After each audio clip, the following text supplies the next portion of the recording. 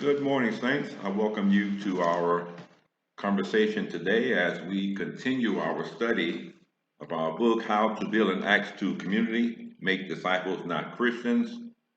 And we've covered 9 chapters thus far, and we have two more chapters to go in this book.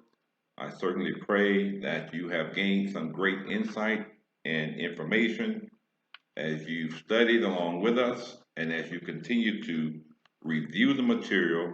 May it continue to bless you.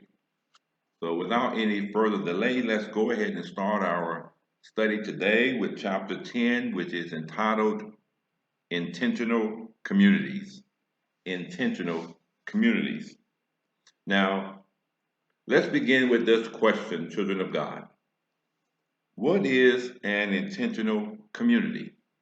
Now, in our last session, we talked about biblical community, and today's lesson talks more in a contemporary sense of how that biblical community can work for us today. So, an intentional community is a planned residential community designed from the start to have a high degree of social cohesion and teamwork. The members of an intentional community typically hold a common social, political, religious, or spiritual vision and often follow an alternative lifestyle. Not in the sense of sexuality, but in sense of living a simple life, for instance, or a tiny house community, or a agricultural community. Some people even share our socio-economic similarities.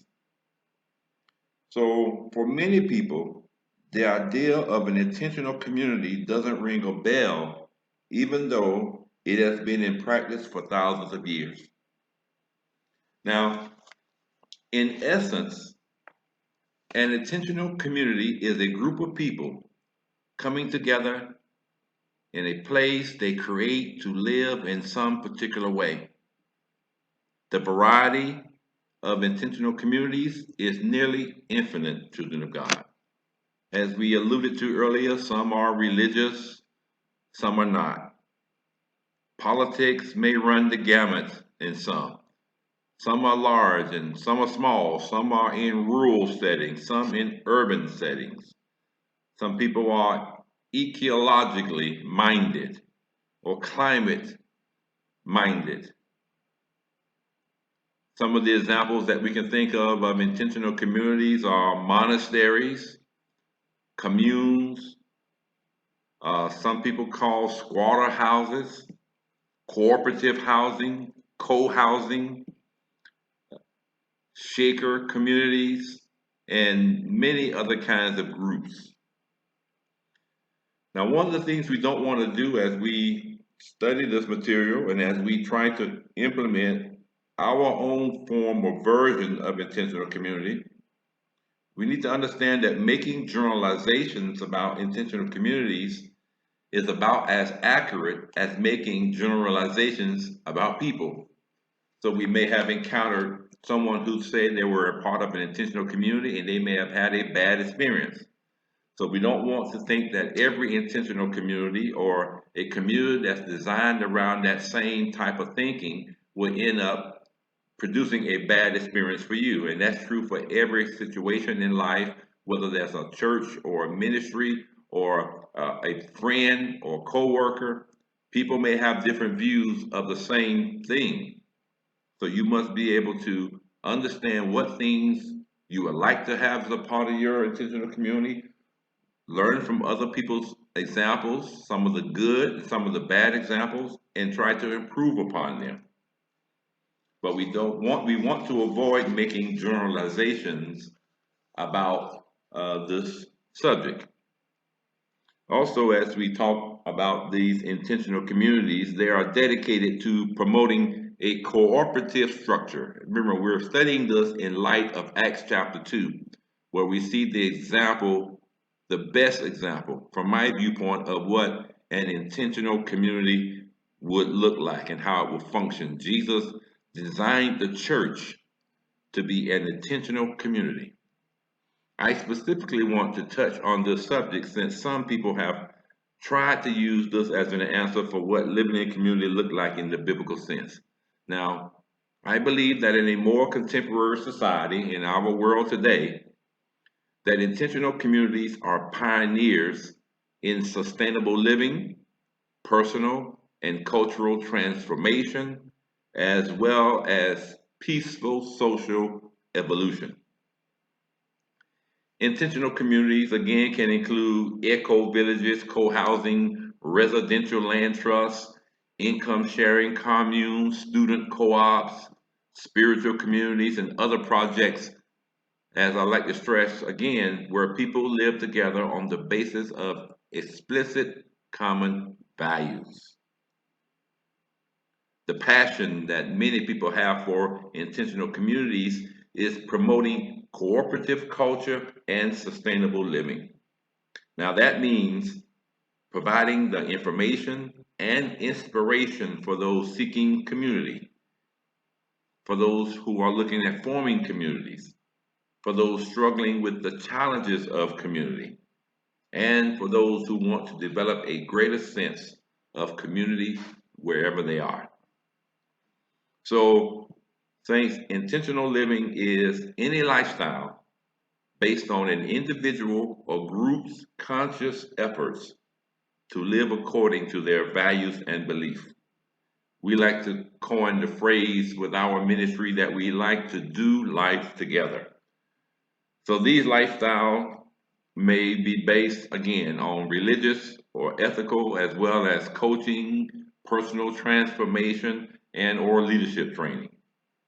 So that gives you a little bit of insight into what intentional communities are and the different variety of intentional communities. Now, let's talk about some of the characteristics of intentional communities. Intentional living requires one to be aware of their fundamental beliefs and to be willing to make an effort to have their behavior reflect these beliefs. This is very true in our Christian sense that the word Christ or the word Christian, that is, means to be Christ-like. Is not an identifier. It is a expression of who Christ is in us or expressing himself through us. So that's the same type of sentiment that you want to take into your communities. You want your behavior to reflect your beliefs in a form of integrity in relation to his or her conscience and environment. Now, in some cases, such changes are drastic enough that like-minded individuals may group together in intentional communities. Some examples we've given you earlier, which were like the co-housing, ethical living, frugal living, moral community, simple living, sustainable living, vegetarianism, as well as many religious lifestyles. Now, while not necessarily representing distinct or actual lifestyles, many themes and areas of human interest, activity, and study exist that contribute to intentional living, even without design. Some examples include appropriate technology, conservation, ecology, environmentalism, humanism, humanitarianism, and socially responsible investing. All of these express the same or similar concept of intentional living, even though it's not planned. People simply share same views and they let their behavior reflect what they believe. Now, as we continue to talk about some of the characteristics of intentional communities, one of the few things that can be said about most intentional communities across the board is that they are built on a stronger sense of community than is common in a conventional setting. That is, people know each other better, they work and or play together, and in most cases share some values, some goals, and or beliefs. There are real advantages, children of God, to living in a place of this kind for people who are open to being an integral part of their communities. And for most purposes, groups that don't live together aren't intentional communities in the sense that we are talking about here.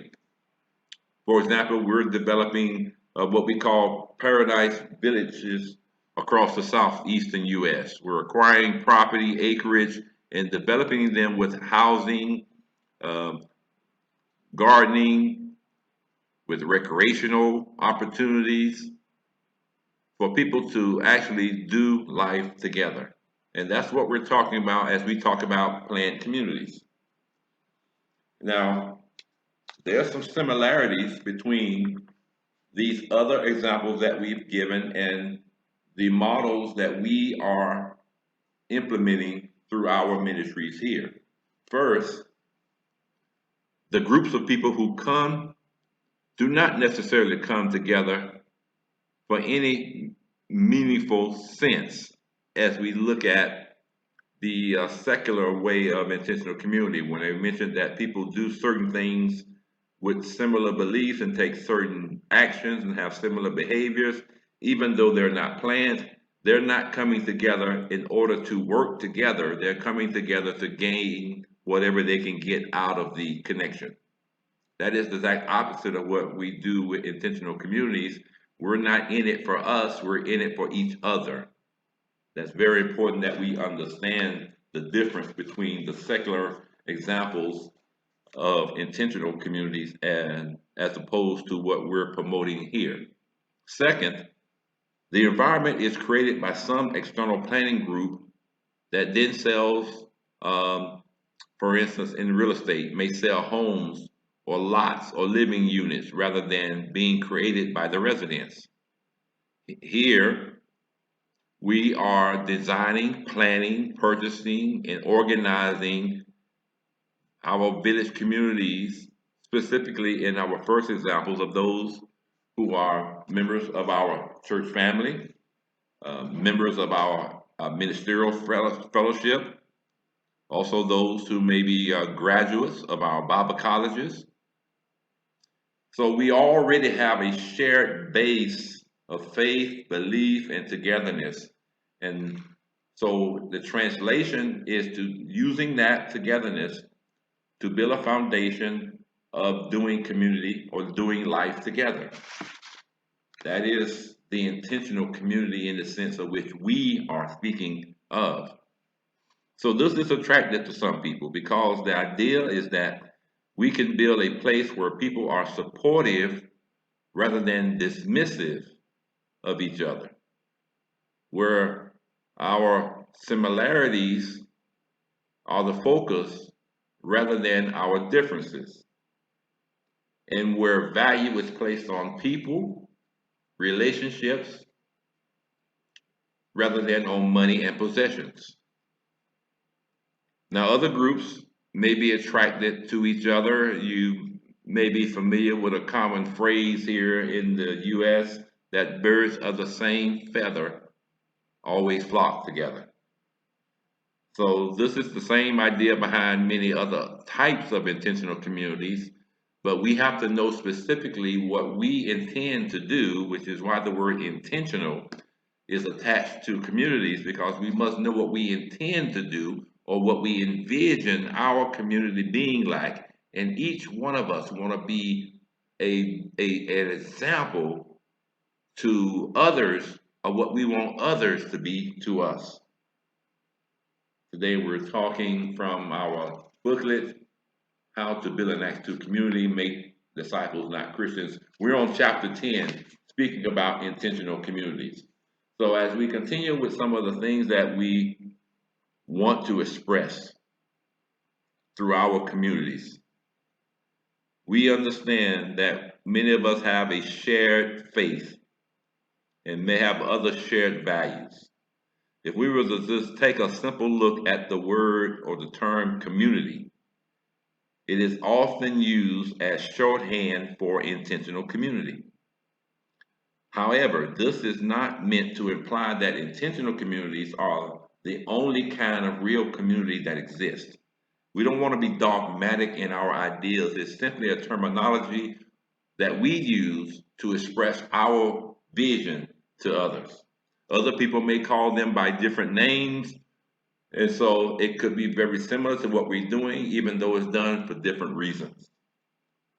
Okay? It's important that we not be anti anyone else. We must be pro Christ, pro love, pro forgiveness, pro mercy, pro empowerment, pro edification, edifying one another. When you become anti something, it transforms more into a cult like setting instead of a doing life together voluntarily, willingly, still having independence, but enjoying the benefits of interdependence. This is what the Acts 2 community that we see in the Bible displayed for us. So, when again, in today's Western culture, most people need help to get around to saying anything about intentional community. And that's because most of us, most people in the Western societies, in the US where we're located, have been conditioned to look out for number one. Now, the Acts 2 church had no such belief systems. The collective body was the one. It translates back into the Old Testament text where God says that He is one and that Israel would be one, not the tribe of Levi, not the tribe of Aaron, not the tribe of this or that. They will be one people. And this is the belief system that we see on display in Acts chapter 2. It's the same belief system that we express as we go forward to build our villages, our intentional communities across the southeastern U.S. Now, that was about some of the characteristics of intentional communities. Let's go over some questions that are often presented in relation to to intentional communities. Some of the questions you may hear or others may express are, number one, you can write these down if you like. Are intentional communities communes? Again, we get into different terminology. Some people may call what we call an intentional community a commune. Now, the term commune can mean many different things. While some people use it as equivalent to intentional community, this usage might be confusing under certain circumstances. One fairly precise definition of a commune is a community where all resources are shared equally or based on need. Now, in this sense, communes are intentional communities, but most intentional communities are not communes. That is, they don't share resources equally amongst each other or based on need. They simply share other values, ecology, or climate, or agriculture. That's the thing that binds them together, not necessarily the taking care of one another. In the Acts 2 church, we see that there were instances where they did pool their resources together for the benefit of each other. And that's more in line with what we're doing with our intentional communities based on needs, that there will be no needy people amongst us, but each person is contributing equally to the community, which is pouring equally back into each member of the community. So, what we are talking about in this book is living life in community, whether in a house, neighborhood, or city, while still having the freedom to come and go as you choose without any type of external controls over your life. Remember, saints, this is a lifestyle that you embrace or don't embrace based on common unity, like the early church has in Acts chapter 2. They were all, according to scripture, on one accord, which is key to having a thriving, healthy community. So there are many ways in which community exists, and we should yield ourselves to whichever way that fits our calling and skill sets. But the bottom line is that we're all one body, centered around Jesus Christ as the head, and we have a mandate to love, show compassion, and serve the needs of people both in and outside of the church in order to be both salt and light in all the world. There is also a danger that must be kept in mind when it comes to intentional communities. We are not trying to be separated from people. We are trying to build each other up and so that we can better engage all people everywhere. Our mission for Christ Universal Church, which is our serve church movement, is to impact our world with the love of Christ.